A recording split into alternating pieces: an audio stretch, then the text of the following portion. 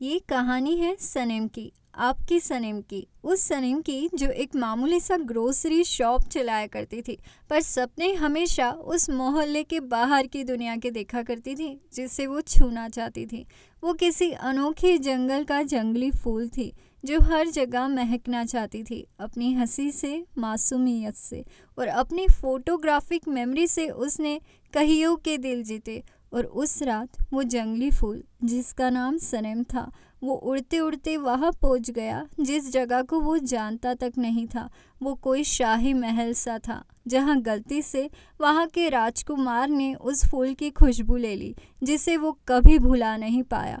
उस रात दो लोग लुट गए थे, उनका कुछ तो खो गया था, शायद वो खोई हुई चीज़ दिल था। वो दोनों एक दूसरे को बिना देखे ही प्यार करने लगे और सनम ने अपने इस प्यार को अल्बाट्रॉस का नाम दे दिया क्योंकि अब वो अपने प्यार अल्बाट्रॉस के साथ उड़ना चाहती थी। उसने सपने बुन लिए थे और उस राजकुमार ने भी। वो साथ थे दुनिया की हर दीवार को तोड़कर।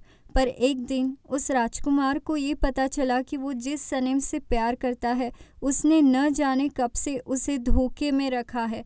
वो टूट गया, बर्बाद हो गया और अब वो जाना चाहता था, पर सनम ने वो गलती अनजाने में की थी। उनकी ज़िंदगी में कई तूफ़ान आए, तूफ़ान आते भी क्यों ना। ये एक पंछी और एक फूल की प्रेम कहानी थी। उनकी ज़िंदगी में कुछ भी सही नहीं था, मानो जैसे किसी की नज़र लग गई हो। वो साथ आते तो थे पर दोबारा अलग होने के लिए। किस्मत उन्हें बार बार अलग रास्तों पर चलने के लिए मजबूर कर दिया करती थी। और एक दिन वो भी आया जब जान अपनी सनम को पीछे छोड़कर अपनी ज़िंदगी में आगे बढ़ गया। वो राजा था लहरों का, लहरों के साथ बह गया, पर सनम वो उसके बिना खाली सी थी। ये एक अधूरी प्रेम कहानी सी थी, इसलिए जान को दोबारा आना पड़ा क्योंकि सनम के बिना वो अधूरा था। कई झगड़े हुए जो किसी जंग से कम नहीं थे, पर प्यार अगर सच्चा हो तो जीत प्यार की ही होती है। सनम और जान दोबारा मिल गए, पर इस दफ़ा किस्मत ने उन्हें आजमाने के लिए उनके साथ एक नया खेल खेला। उन दोनों का एक्सीडेंट हो गया था और जान सनम को भूला चुका था, पर कोई सांस लेना भूल सकता है भला? सनम जान की सांसें थी जो सीधा उसके दिलों के तारों से जुड़ी थी। वो दोनों मून स्टोन्स के वो पत्थर थे जिन्हें किस्मत भी अलग नहीं कर पाई।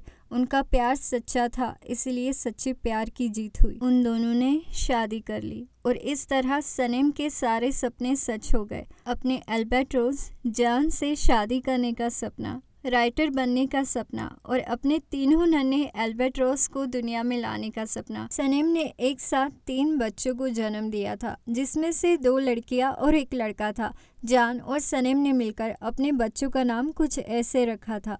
बड़े बेटे का नाम था शलाला, बेटे का नाम था मुक्की और छोटी बेटी का नाम था झुमरी। देखते ही देखते सनम के सारे सपने पूरे हो गए सिवाय एक के, और वो था गैलापागोस जाने का सपना। वो भी आज पूरा होने जा रहा था। सनम और जान गैलापागोस की ट्रिप प्लान कर रहे थे, इसलिए सनम और जान आज सुबह से बोट में थे। जान 2 दिनों से बोट के छोटे मोटे पार्ट्स रिपेयर करने में लगा था और सनम इस ट्रिप के दौरान लगने वाले सभी सामान बोट में लोड कर रही थी, जैसे कि खाने पीने का सामान, उनके और बच्चों के कपड़े और जान की पहनने की एसेसरीज। साथ ही सनम ने कुछ टैबलेट्स भी लिए थे क्योंकि ये उसका पहला समुद्री सफ़र होने जा रहा था और उसे लहरों की आदत नहीं थी। रास्ते में उसकी तबीयत खराब ना हो इसलिए सनम ने टैबलेट्स रख लिए थे।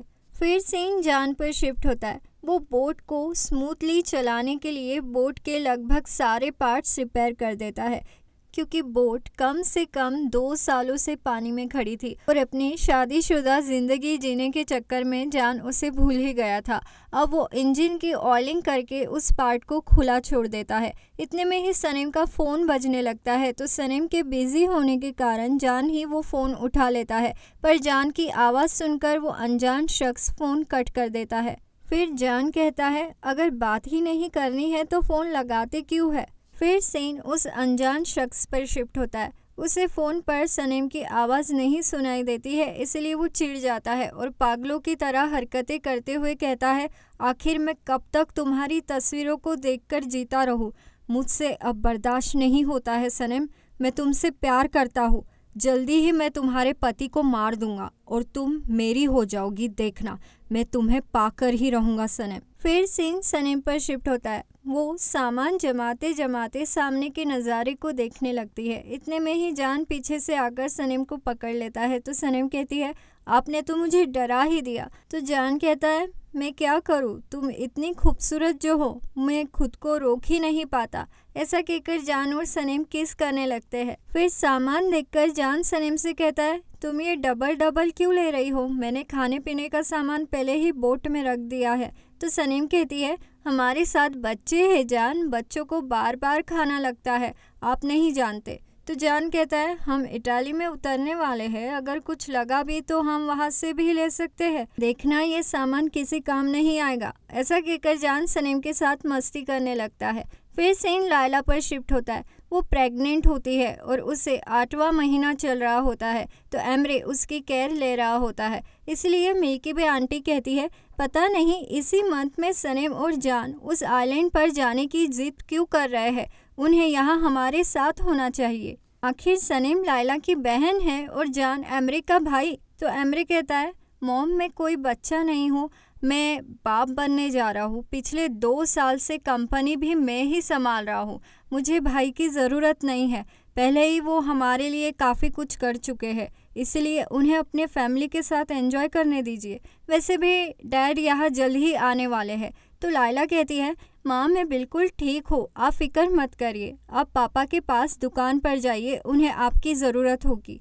फिर सीन ऑफिस में शिफ्ट होता है, फिक्री हरिका कंपनी में, जहां डैरेन हमेशा की तरह बॉस बने हुकुम झाड़ रही होती है। वो एक साथ 6 कंपनियों के कैंपेन संभाल रही होती है, इसलिए वो जम्बल्ड हो जाती है। ज्यादा तो इसलिए क्योंकि मुजो और जेजे भी अब कंपनी के शेयर होल्डर थे। वो दोनों डैरेन को कॉपरेट तो करते नहीं है, ऊपर से हमेशा की तरह उसका काम बढ़ा देते हैं। इसलिए डैरेन जान से मिलने चली जाती है, क्योंकि कोई मिस्टर मरजानी नाम का क्लाइंट उनसे प्रोजेक्ट करवा लेता है और उनकी पेमेंट दे ही नहीं रहा होता है, बस इसी सिलसिले में। पर डैरेन को जाता देख मुजो और जेजे को लगता है कि डैरेन उनके खिलाफ जान के कान भरने जा रही है, और अगर जान डैरेन की बातों में आ गया तो वो उन दोनों को काम से निकाल देगा।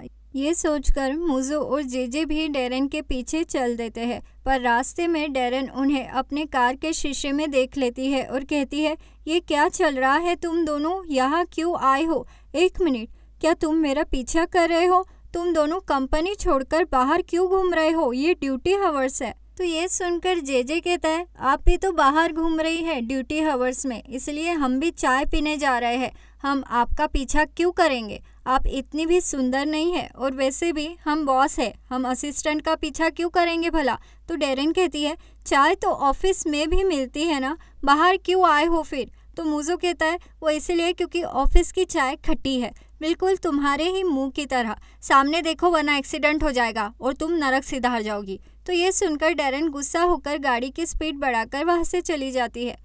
फिर सीन जान के बच्चों पर शिफ्ट होता है। उसकी दोनों बेटियां गार्डन में खेल रही होती है, क्योंकि जब तक बोट का काम खत्म ना हो जाए जान ने तीनों बच्चों को बोट पर आने से मना किया था। फिर भी जान का बेटा मुकी जान के एब्सेंस में जान का कैमरा लेकर बोट में चढ़ जाता है और बोट्स की फोटो क्लिक करने लगता है।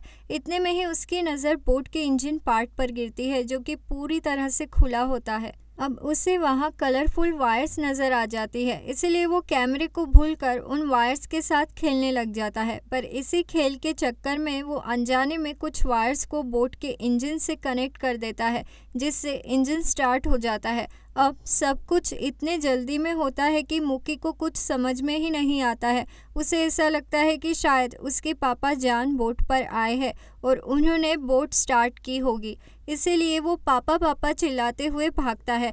पर बोट पर कोई नहीं होता है, बोट खुद से ही चालू हो गई। ये देखकर मुक्की घबरा जाता है, इसलिए वो बोट से उतरने की कोशिश करता है। पर तब तक बोट के फैंस, पावर सब स्टार्ट हो जाते हैं, जिस वजह से बोट पानी में चलने लग जाती है। अब बोट को चलता देख मुक्की को कुछ समझ नहीं आता है, इसलिए वो जोर जोर से रोने लगता है और अपने मम्मी डैडी को बुलाने लगता है। पर सनम और जान घर में होते हैं, इसलिए उन्हें कुछ भी सुनाई नहीं देता है और बोट आगे निकल जाती है। तो अब आगे क्या होगा? सनीम और जान मुक्की को कैसे बचाएंगे? आगे की कहानी जानने के लिए बने रहिए मेरे चैनल दीवाने हैं हम पर। जल्द मुलाकात होगी अगले एपिसोड में।